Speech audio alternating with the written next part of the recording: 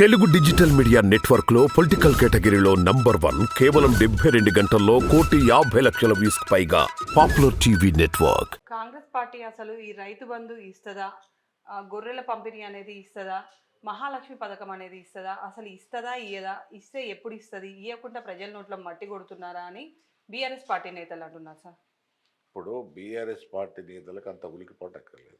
ఎందుకు ఉలికిపాటు అక్కర్లేదంటే వాళ్ళు ఏవైతే 6 ప్రామిసెస్ ఉన్నాయో వాళ్ళు 6 ప్రామిసెస్ వాళ్ళు అదైతే అమలు చేయడానికి వాళ్ళ ప్రయత్నం తీవ్రంగా చేస్తున్నారు.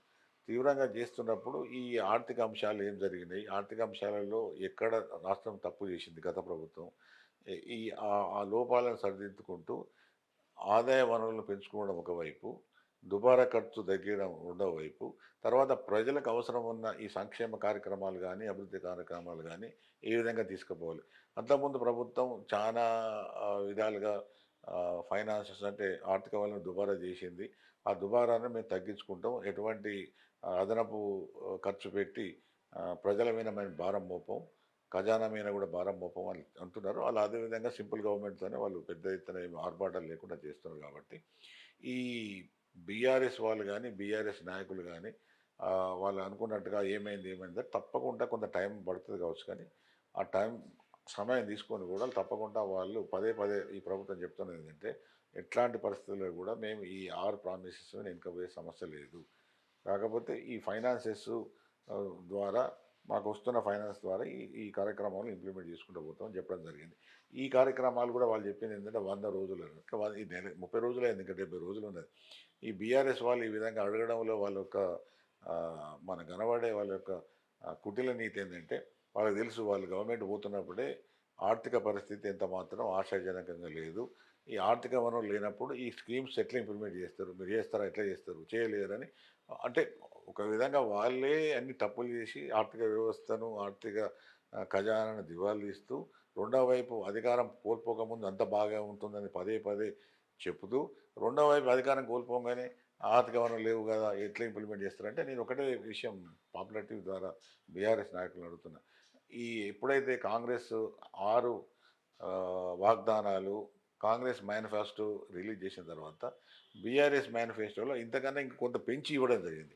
ఆధార పెన్షన్ వీళ్ళు 4,000 అని అప్పుడు పెన్షన్ 4,000, ఇప్పుడు ఆసరా పెన్షన్ అంటారు, ఇంకో పేరు ఇప్పుడు ఈ గవర్నమెంట్ అంటున్నారు. ఇప్పుడు దానికి బదులు వీళ్ళు 5,000 ఇచ్చేస్తామన్నారు.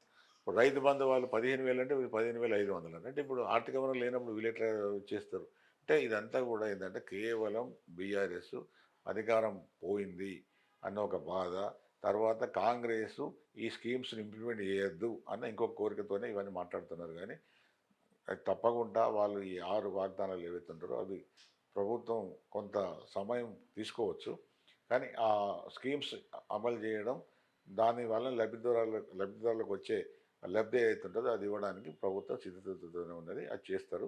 అందులో ఎవరు కూడా బీఆర్ఎస్ వాళ్ళు బాధపడాల్సిన అవసరం కానీ తొందరపడాల్సిన అవసరం కానీ ఏమి లేదు. ఇప్పుడు ఎంపీ ఎలక్షన్స్ వస్తున్నాయి కదా సార్, ఈ ఎంపీ ఎలక్షన్స్లో ఈ 3 పార్టీలలో ఏ పార్టీ ఎన్ని సీట్లు గెలుచుకునే అవకాశం ఉంది సార్, వాటి పరిస్థితి అసలు ఏంటి సార్? అసెంబ్లీ ఎలక్షన్స్లలో ఈ 3 పార్టీలు ఎంత ప్రతిష్టాత్మకంగా అన్ని వనరులను పెట్టి పోరాటం చేయడం జరిగిందో ఇప్పుడు ఎంపీ ఎలక్షన్స్ కూడా అంతే ప్రాముఖ్యత ఉన్నది. ఎందుకున్నదంటే అంతే ప్రతిష్ట ఎందుకున్నదంటే ఇప్పుడు అసెంబ్లీ ఎలక్షన్స్ తర్వాత వచ్చే ఒక పెద్ద ఎలక్షన్ మళ్ళీ రాష్ట్ర స్థాయిలో ఎంపీ ఎలక్షన్స్. బహుశా అది ఏప్రిల్ ఉంటుందా, మేలు ఉంటాయా అంటే ఇంకా ఇప్పటికి ఒక 3 నెలలు 4 నెలల లోపల ఎలక్షన్స్ అవుతాయి. ఈ ఎలక్షన్స్లో నా ఉద్దేశంలో 3 పార్టీలకు కూడా చాలా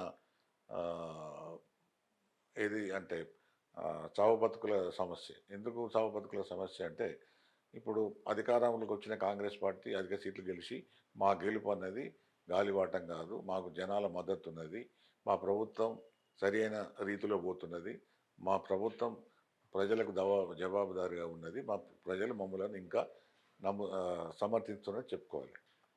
రెండో వైపు బీజేపీ ఇవాళ కేంద్రంలో అధికారంలో ఉన్న పార్టీ. ఇది కేంద్రం ఎలక్షన్స్, ఇవి ఎంపీ ఎలక్షన్స్ అనేవి కేంద్ర ఎలక్షన్స్ కాబట్టి వాళ్ళు మా మోడీ గారు చాలా పాపులర్ లీడరు, చాలా ప్రజల ఆమోదం ఉన్న పెద్ద నాయకుడు. ఆ ప్రభుత్వానికి కూడా జన ఆమోదం ఉన్నదని బీజేపీ అనుకుంటుంది కాబట్టి బీజేపీ కూడా ఇక్కడ పెద్ద ఎత్తున సీట్లు గెలవాల్సిన అవసరం ఉంటుంది. ఎందుకంటే పోయినసారి బీజేపీకి 4 సీట్లు వచ్చినాయి, కాంగ్రెస్కి 3 వచ్చినాయి, బీఆర్ఎస్కి 9 వచ్చినాయి, ఎంఐఎంకి 1 వచ్చింది.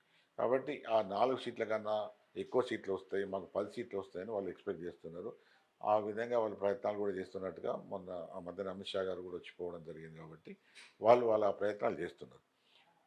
అయితే ఇంకా మూడో వైపు మొన్నటిదాకా అధికారంలో ఉండి అధికారం కోల్పోయిన బీఆర్ఎస్ పార్టీ కూడా ఇది చావు బతుకుల సమస్య. ఎందుకంటే బీఆర్ఎస్ పోయినసారి 9 సీట్లతోని పోయిన పార్లమెంట్కి పంపడం జరిగింది.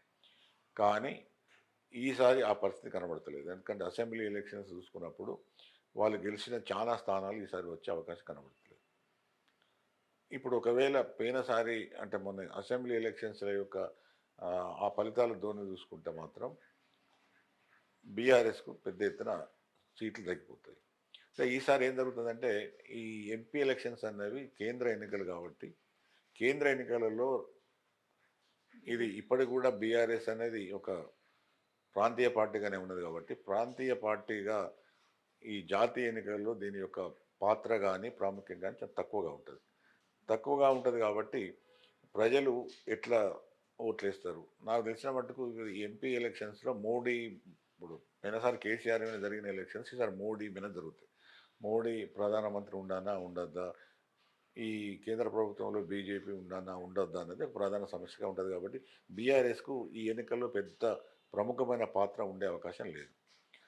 ప్రధాన ప్రతిపక్షం కాంగ్రెస్ ఉన్నది కాబట్టి కాంగ్రెస్కు ఓటేయన్నా లేదా అధికార పక్షమైన బీజేపీకి ఓటేయన్నా, ఈ రెండింటి మధ్య జరిగే ఈ ఏదైతే ఈ సమస్య ఉన్నదో దీనిలో నా ఉద్దేశంలో బీఆర్ఎస్ ఈసారి బాగా నష్టపోయే అవకాశం ఉంటుంది. ఎందుకంటే పోయినసారి వాళ్ళకి 9 సీట్లు వచ్చినాయి. 9 సీట్ల నుంచి చాలా తక్కువ స్థాయిలో వాళ్ళకు సీట్లు వచ్చే అవకాశం ఉంటుంది. ఒకవేళ 3-4 సీట్లు ఒకవేళ బీఆర్ఎస్కు రాకపోతే ఆ పార్టీ మనుగడ కూడా కొంత సమస్యగా ఉంటుంది, అంటే పరిస్థితికరంగా ఉంటుంది. ఎందుకంటే వాళ్ళు రాబోయే కాలంలో ఎమ్మెల్యేలు కానీ పార్టీ నాయకులు కానీ ఎంపీ స్థానాలు గణనీయంగా గెలవకపోతే వాళ్ళు వేరే పార్టీలకు పోయే అవకాశం ఉండొచ్చు. అటు బీజేపీకి పోవచ్చు లేదా ఇటు కాంగ్రెస్కి రావచ్చు.